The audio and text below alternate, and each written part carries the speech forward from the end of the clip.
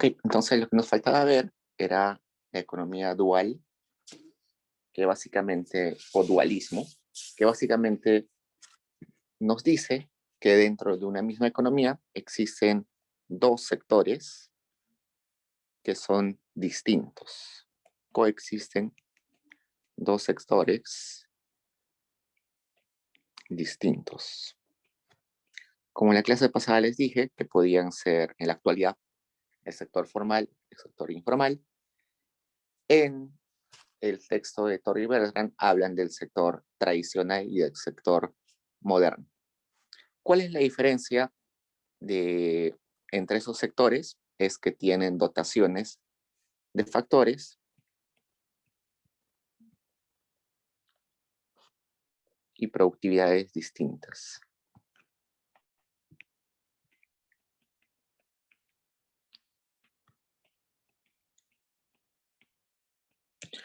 Entonces nos dicen que por un lado está el sector tradicional. El ejemplo más claro del sector tradicional es la agricultura,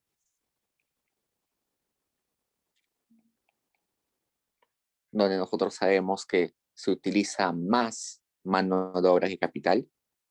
Si vamos a una chacra, vemos que la mayoría de factor productivo que se usa es mano de obra. Entonces decimos que es intensivo en mano de obra. Además es de baja productividad. Como no se utiliza tecnología avanzada, ni grandes tractores, ni nada de eso, la productividad es muy baja y usualmente está en el sector rural. Y el otro sector es el sector moderno, y el ejemplo más claro del sector moderno es la industria, por ejemplo, la manufactura. En este tipo de sector no es intensivo en mano de obra, sino es intensivo en capital. Se utiliza mayor capital que mano de obra. Además es de alta productividad. Y usualmente está en el sector urbano. Entonces esos son los dos sectores que nos presenta Torrey Beltrán. Entonces veamos, y bueno, no solamente la dualidad consiste en que coexistan esos dos sectores, sino también de que no interactúen entre ellos. Pues puede ser que el sector tradicional exista y el sector moderno exista, pero pueden transar entre ellos y normal, ¿no? Uno hace ciertos productos, otro hace ciertos productos, pero resulta que ellos encuentran de que no se relacionan. Por un lado está el sector tradicional, por otro lado el sector moderno, no se, no se relacionan. La gente que trabaja en el sector tradicional no puede mudar fácilmente al sector moderno, la gente que trabaja en el sector moderno no puede mudar a trabajar en el sector tradicional.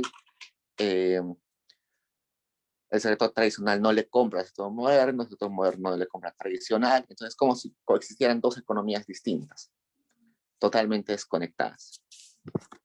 Algunos datos que ellos dicen es de que en el sector tradicional, en el periodo que ellos estudian, trabaja el 65% de la población, mientras que en el sector moderno trabaja el 35% de la población.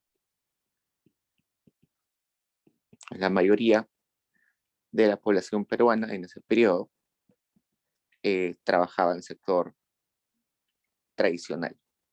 Pero resulta que cuando hablamos de cuánta contribución al PBI da cada sector, esto se voltea. Es casi lo opuesto. El 33% del PBI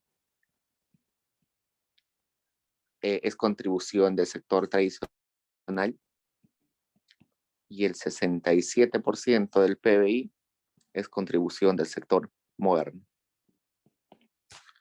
Entonces, esto parece una economía desbalanceada, ¿no? Muy pocas personas contribuyen en la mayor parte del PBI. Entonces, esta economía no tiene futuro.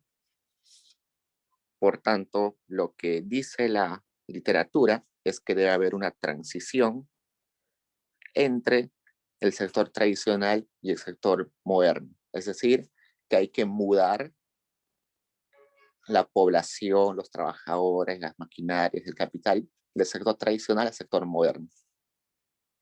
Y eso, bien, eso se le dice modernización, ¿no? Modernización. Modernizar la economía es hacer que la gente y el capital utilizado en el sector tradicional ahora se mueva y pase al sector eh, moderno. Y según los autores, el Perú en ese periodo de tiempo ha sido incapaz de realizar ese proceso o esa transición. Ha sido incapaz a pesar de haber tenido crecimiento, un crecimiento interesante, ¿no? Entonces hemos crecido, pero a pesar de eso no hemos logrado modernizarnos. Esa transición debe ser de largo plazo y además es estructural. Hay que cambiar estructuralmente la economía. Otra forma de llamar modernización es industrialización. ¿Por qué industrializar, que es lo mismo a modernizar, es difícil y es de largo plazo? Porque las personas que trabajan en el sector tradicional no están preparadas para trabajar en el sector moderno. Entonces, ustedes pueden sacar trabajadores de la agricultura, pero no los puedes hacer trabajar de frente en una empresa que hace, no sé, laptops o computadoras o autos, ¿no? Sino que tienes que capacitarlos y eso demora. O necesitas para la industria ingenieros eh, industriales, ingenieros químicos, ingenieros petroquímicos, y eso demora. Eso no es hacerlo de un año para el otro, necesitas generaciones, ¿no? Al menos 5 años para una generación de buenos profesionales que industrialicen la economía. Por eso es de largo plazo y además implica cambiar la estructura de la economía, cambiar cuáles son los productos que, cuáles son los productos o los bienes que la economía produce con mayor capacidad, ¿no? Por ejemplo, en el Perú, lo que más producimos son minerales, cobre. Entonces, somos un país que solamente exporta cobre. Si quisiéramos ser un país que exporte productos derivados del petróleo, evidentemente necesitaríamos ingenieros petroquímicos, necesitaríamos generar plantas, necesitaríamos capacidad de investigación, todo eso demora y es muy lento. Sin embargo, los autores dicen que el crecimiento del país había sido interesante, han pasado muchos años y que al menos se habría podido avanzar en algo, ¿no? Pero ellos encuentran que no se ha avanzado en casi nada.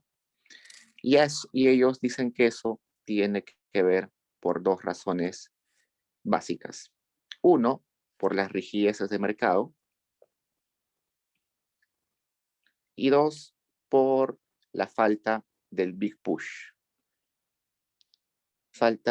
Big Push se le dice en economía al gran empujón, la falta de un empujón o Big Push. Las rigideces de mercado eh, están relacionadas a los factores productivos. Por ejemplo, la tierra. En el Perú del siglo pasado no existía un mercado de tierra dinámico. ¿Por qué? Porque la tierra estaba en manos de pocas personas, entonces la mayoría de peruanos no tenía acceso a tierras. Y además, los que tenían tierras tenían grandes cantidades de tierras y no la aprovechaban de la manera más óptima.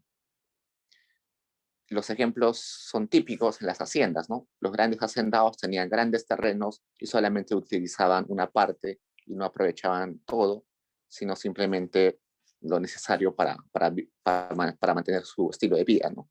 Una economía capitalista lo que te dice es que la tierra o cualquier factor productivo debería estar en manos de aquel que eficientemente más se lo merece. Es decir, de aquella persona que está dispuesto a pagar más por él. ¿Por qué? Porque está dispuesto y tiene la capacidad de hacerlo trabajar de la mejor manera. Entonces, ¿quién debería ser dueño de una parcela de tierra? Aquel que está más capacitado para hacerlo producir y para sacar mayor beneficio de eso. Y exactamente porque tiene la capacidad de sacarle más beneficio, es el que está dispuesto a pagar más por esa tierra. Entonces, eso no existía porque el mercado de tierras estaba cautivo. Solamente unas personas tenían acceso al mercado de tierras. Por otro lado, por ejemplo, y bueno, eso es una rigidez de mercado, ¿no? Que no haya un mercado de tierras dinámico. Por ejemplo, otra rigidez de mercado tiene que ver con el capital. Eh, el capital estaba en manos de muy pocas personas. Los créditos eran dados solamente a muy pocas personas. La mayoría de peruanos no estaba insertado al sistema financiero, por tanto no accedía a cuentas de depósitos ni a préstamos.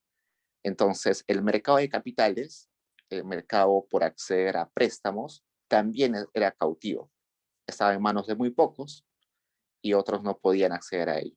Entonces, eso también desconecta esta transición a la modernización. Igualito con la mano de obra. Teníamos un mercado de mano de obra donde solamente teníamos trabajadores con muy pocas capacidades. No teníamos trabajadores altamente calificados. Entonces, evidentemente, como hay un montón de personas con muy poca educación, entonces hay mucha competencia en ese mercado, entonces los salarios bajan demasiado y cuando quieres contratar trabajadores altamente capacitados, no hay casi ninguno, entonces tienes que recurrir a traerlos de otros países. Entonces, por un lado tienes un mercado de trabajadores altamente capacitados que prácticamente no existen en el Perú, y por otro lado tienes un mercado de trabajadores con poco capacitados que ya también es demasiado amplio y donde como hay mucha oferta de trabajadores, los pocos que pueden contratar aprovechan y bajan el precio hasta el mínimo, el salario hasta el mínimo. Esas son rigidezas de mercado que no se habían solucionado en la economía. Y por otro lado, la falta de empuje o la falta de big push. Resulta que en la economía del desarrollo, seguro cuando lleguemos a la historia del desarrollo, se habla mucho del big push. Se dice que los países, usualmente pobres, no van a industrializarse de un día para el otro eh, porque así es el destino, sino tiene que haber un encargado de de poner la semilla o de poner las condiciones necesarias. Eso no quiere decir necesariamente que sea el Estado. Seguro ustedes me han escuchado y pueden decir, entonces el Estado tiene que empujar la industria. Sí, puede ser el Estado, pero también pueden ser los grupos de poder, los grupos económicos, los grandes empresarios, la banca, no sé, algún grupo ideológico, algún partido político, alguien que se dé cuenta de que hay la necesidad de hacer estos cambios estructurales, de hacer los mercados menos rígidos y de que dé este pequeño empujón, ¿no? Lo más fácil sería el Estado. Por ejemplo, en los países como Corea del Sur, ha sido el Estado el que dio el primer empujón.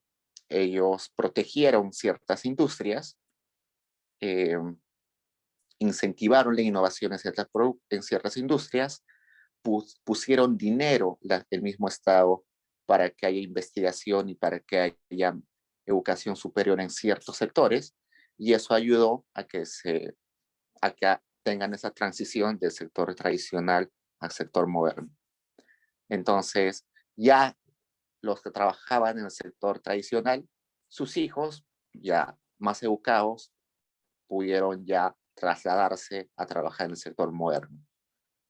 Entonces, esa es la gran, eh, eso es lo que nos dice Torrey Bertrand sobre la dualidad. ¿Cuáles son las consecuencias de que no hayamos logrado esa transición?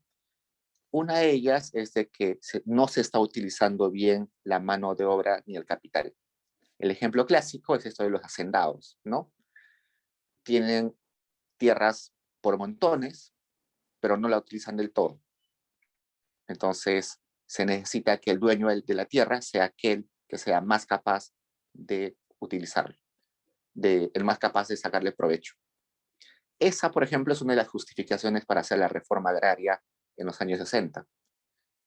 Eso vamos a verlo luego. Pero esa es una justificación porque no solamente en el Perú, sino que en la mayoría de países de Sudamérica o de América se hizo la reforma agraria. Es un sustento económico de por qué era necesaria la reforma agraria. Se estaba subutilizando las capacidades tanto de capital y de mano de obra y de tierra también. Y además, la consecuencia de no hacer esta transición es que la distribución de los ingresos es desigual. Como vemos acá, gran parte del PBI, 67%, lo produce muy poca cantidad de población, el 35%. Entonces, evidentemente, los que están en ese sector tienen muchos ingresos y los que están en ese sector tienen muy pocos ingresos, generando desigualdad. Entonces, eso era lo que teníamos que acabar hoy día, chicos. Y ya es las 6:25. ¿Tienen dudas, chicos? Los que no